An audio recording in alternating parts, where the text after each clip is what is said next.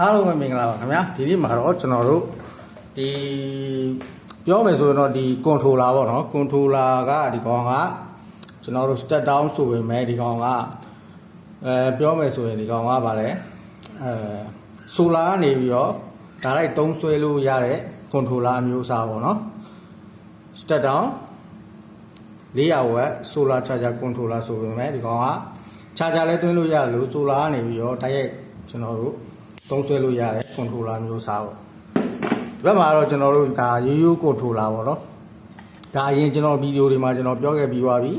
ဒီကောင်ကအခုလောလောဆယ်ရှင်းပြရဲဆိုတာက DTU အားသွင်းရုံနဲ့ကျွန်တော်တို့သုံးလို့ရတဲ့ controller နဲ့ဒီကောင်ကတော့ဘက်ထရီမပါဘဲနဲ့လည်းဒါလိုက်သုံးဆွဲလို့ရတယ်ဆိုတဲ့အကြောင်းလေးကိုကျွန်တော်ဒီနေ့ဒီဗီဒီယိုလေးမှာမျှဝေပေးသွားမှာဖြစ်ပါတယ်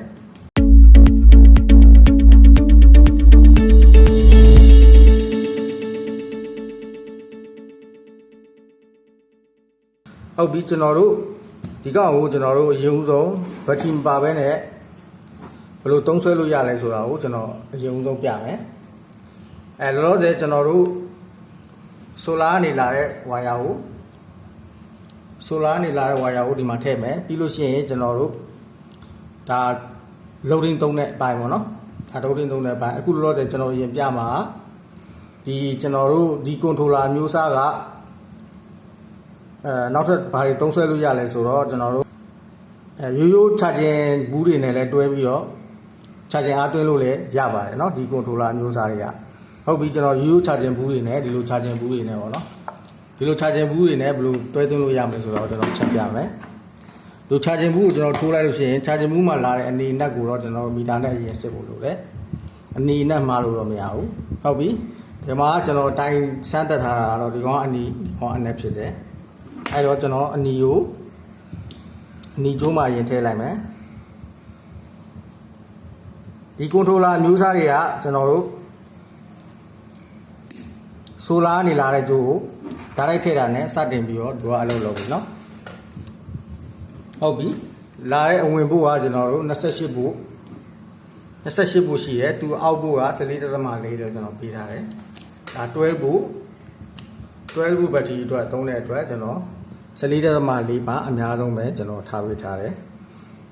အကောင်းဆုံးကတော့ 14.2 ပေါ့နော်ကျွန်တော်ဘက်ထရီလေးနဲ့ကြာနေလို့ 14.4 အထိကျွန်တော်တင်ပေးထားလိုက်တယ်ဟုတ်ပြီဒီ controller မျိုးစားတွေကဘက်ထရီကိုချိတ်လိုက်တာနဲ့သူက ampere တန်းပြီးတော့ပြမှာနော်အခုလောလောဆယ်ကျွန်တော်ဒါကအနီနော်ဒါအနီတက်မယ်ဒီမှာကျွန်တော်တို့အနက်တက်မယ်ဒီမှာကျွန်တော်တို့အနီချိတ်လိုက်မယ်ဒီမှာကျွန်တော်တို့အနက်ချိတ်လိုက်မယ်ဒါဆိုလို့ရှိရင်သူအားစတွေတွဲပြီးပါနော်အမ်ပီယာလည်းတက်ပြီးဒီမှာလည်းကျွန်တော်တို့ charging ဘူးကလည်းစအလုံးလုံးဒီကောင်တွေကကျွန်တော်တို့သုံးဆွဲမယ်ဆိုလို့ရှိရင်တော့သူကဘာသဘောတရားဖြစ်လာလဲဆိုတော့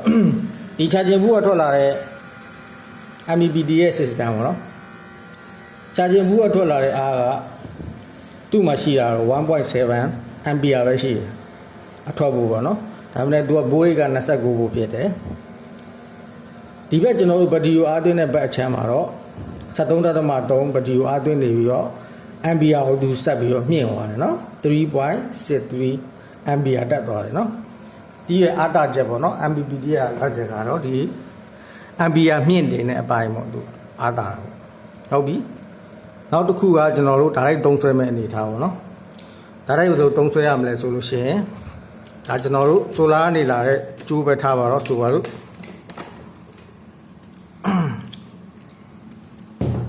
solar နေဝါကျိုးကိုကျွန်တော်ဒီမှာတတ်ထားတယ်ဆိုပါလို့เนาะဟုတ်ပြီဒီဘက်ကအထွက်ဖို့ကိုကျွန်တော်က 9 volt ဖန်ကပေါ့နော်ဒီ9 volt ဖန်ကိုကျွန်တော်သုံးမယ်เนาะ9 volt ဖန်ကိုကျွန်တော်သုံးမယ်ဆိုတော့သူ့ကို9 volt ထိကျွန်တော်ချလိုက်မယ်သူကတော့ step down ကိုသူဘယ်လောက်ထိချလို့ရလဲလို့ရှိရင်တော့ကျွန်တော်ချကြည့်လိုက်မယ်เนาะ 9.5 volt ထိပဲနောက်ဆုံးချပေးတယ်เนาะထူးထက်ချလို့မရโอเค 9.5 volt လည်းအလုပ်လုပ်တယ်ဒီ န်ကဟုတ်ပြီကျွန်တော်အဲ့တော့ဒီပန်ကဘက်ထရီပန်ကဖြစ်နေတဲ့အတွက်ဒီမှာကျွန်တော်တို့အနီတက်မယ်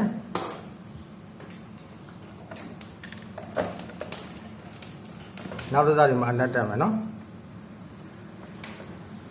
ပန်ကစလဲပြီနော်ပန်ကစလဲပြီဆိုတော့အဲ့ဒါကျွန်တော်တစ်ချက်ပိတ်လိုက်အောင်မြင်ရလားမသိဘူးပန်ကလဲတာနော်ဒါကသူဆိုလာကနေဒါလိုက်တုံးဆွဲလို့ရတယ်ဆိုတော့ပုံစံမျိုးကိုကျွန်တော်ဒါရှင်းပြပေးတာပါနောက်ထပ်တစ်ခုသိထားမှာဒီမှာကျွန်တော်တို့ step down လာတာရှိတယ် step up လာတာရှိတယ်เนาะအမျိုးအစား2မျိုးရှိတယ် step up ဆိုလို့ရှိရင်ကျွန်တော်တို့က voltage ကိုသူက up လုပ်ပေးမှာ step down ဆိုလို့ရှိရင်တော့သူ voltage ကို step down ချပေးမှာเนาะဒီဘက် controller ဘိုင်းကတော့ကျွန်တော်အရင်ဗီဒီယိုတွေမှာကျွန်တော်ပြောပြပေးပြီးပြီဆိုတော့ကျွန်တော်ဒီဘက် controller ဘိုင်းကိုဆက်ပြီးတော့မရှင်းပြပေးပါဘူးဒီနေ့ဒီဗီဒီယိုလေးကတော့ဒီလောက်ပါပဲเนาะနောက်ထပ်ဘယ်လိုဗီဒီယိုလေးတွေကျွန်တော်တင်ဆက်ပေးဦးမယ်ဆိုတာကိုစောင့်မျှော်ကြည့်ရှုရင်းနဲ့ကျွန်တော် channel လေးကို like and share subscribe လုပ်ပြီးတော့ဗီဒီယိုတစ်တင်နိုင်တရားအောင်ဘေးနားက notification ခေါင်းလေးကိုနှိပ်ခဲ့တာပဲပေါ့ခင်ဗျာအားလုံးကျေးဇူးတင်ပါတယ်ခင်ဗျာ